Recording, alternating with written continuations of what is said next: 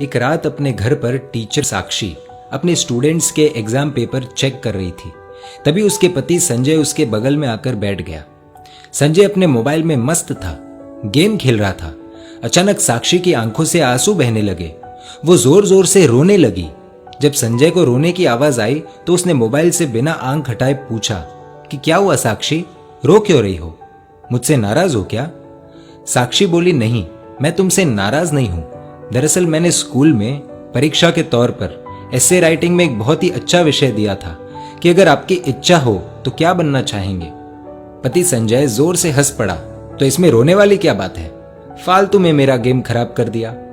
साक्षी बोली, Sanjay 2 minute phone छोड़ो और ये देखो एक बच्ची ने क्या लिखा है उस एसे राइटिंग में। तुम खुद पढ़कर रो पड़ोगे। संजय ने कहा, अरे मैं थका हुआ हूं, प्लीज तुम पढ़कर सुना दो। साक्षी ने आंसू पोंछकर पढ़ना शुरू किया। डियर टीचर, मेरा ये एसे राइटिंग मेरे पापा को ना दिखाना, वरना मुझे बहुत डांट पड़ेगी। मैं जब भी घर जाती हूँ तो मेरे मम्मी पापा मोबाइल में बिजी रहते हैं। मेरी तरफ देखने का भी बहुत कम टाइम मिलता है उन्हें। मोबाइल का इतना ध्यान रखते हैं वो, इतनी केयर करते हैं मोबाइल की। वो मुझसे ज्यादा तो उनके फोन से प्यार करते हैं। मेरे पापा और मम्मी शाम को थक जाते हैं, लेकिन उसके बाद मेरे साथ वक्त नहीं बिताते, अपने मोबाइल के साथ वक्त बिताते हैं। उनके पास उनके मोबाइल के लिए बहुत समय है, लेकिन मेरे लिए बिल्कुल भी समय नहीं है। मैं 3 बार बुलाती हूँ तो मेरी आवाज उन्हें सुनाई नहीं देती, और मोबाइल की हल्की सी रिंगटोन भी बज जाए तो अपना काम छोड़कर मोबाइल देखते हैं। मेरी इच्छा होती है कि मेरे मम्मी पापा मुझे अपने हाथों से खाना खिलाएं, लेकिन खाना खाते वक्त भी उनके एक हाथ में मोबाइल ही रहता है। मैंने तो सुना था सुबह उठकर एक माँ अपने बच्चों को उठाती है, देखभाल करती है, लेकिन मेरी मम्मी सुबह उठते ही मोबाइल देखती है, मुझे कभी नहीं उठाती। मेरे पापा अपने मोबाइल में पूरे दिन फालतू वीडियोस देखते हैं, हर समय गेम खेलते रहते हैं, लेकिन अगर मैं उनके पास मेरा कोई काम लेकर जाऊं तो कहते हैं बेटा आई एम बिजी। इतना ही नहीं, अब मेरी मम्मी ने खुद के वीडियोस बनाने शुरू कर दिए हैं, इसीलिए कई बार रात में देर से सोती है तो सुबह देर से उठती है। और सुबह जब मेरा टिफिन तैयार नहीं रहता तो मुझे पैसे देकर कहती है कैंटीन में खा लेना। मेरे टिफिन से भी ज्यादा जरूरी मम्मी को उनका स्मार्टफोन है।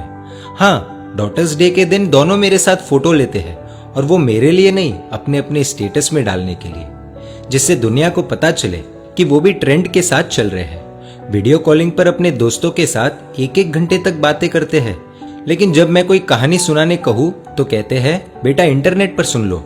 वो दोनों ही मेरी आदतें बिगाड़ रहे हैं। फिर कल अगर मैं गलत रास्ते पर चली गई तो पूरी दुनिया मुझे गलत बताएगी।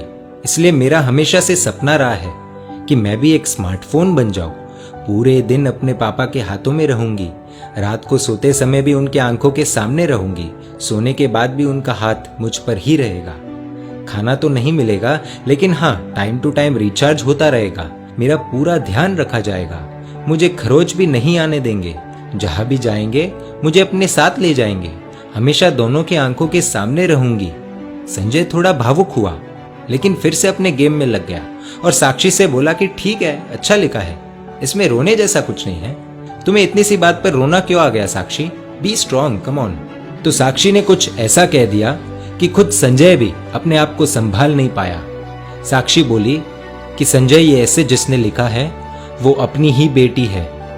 दोनों के आंसू रुकने का नाम नहीं ले रहे। भागते हुए अपनी बेटी की बेडरूम में गए। देखा कि वो अपने मम्मी पापा की तस्वीर से लिपटकर सो रही है।